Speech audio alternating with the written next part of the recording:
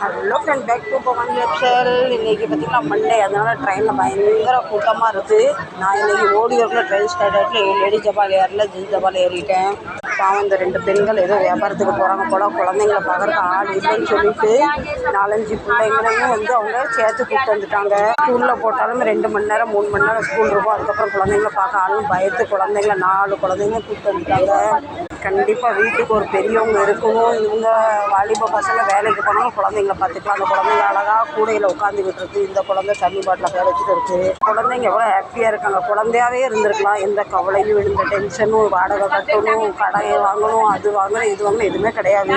நான் சின்ன பிள்ளையா இருக்கும் போது என்றைக்கு நான் பெரிய பிள்ளை ஆவேன், என்றைக்கு நான் ட்ரா போடுவேன், என்றைக்கு நான் சேலை கட்டுவேன், என்றைக்கு எனக்கு கல்யாணம்னு ரொம்ப நான் ஆசைப்பட்டேன். வயசு ஏற ஏற டென்ஷனையும் கூட ஏறிக்கிட்டே போது, குறைஞ்ச பாடு இல்லை. என்னைக்காவது கடவுள் மேலே நம்பிக்கை, என்னைக்காவது விடிவுகாலம் வரும்னு நம்பிக்கை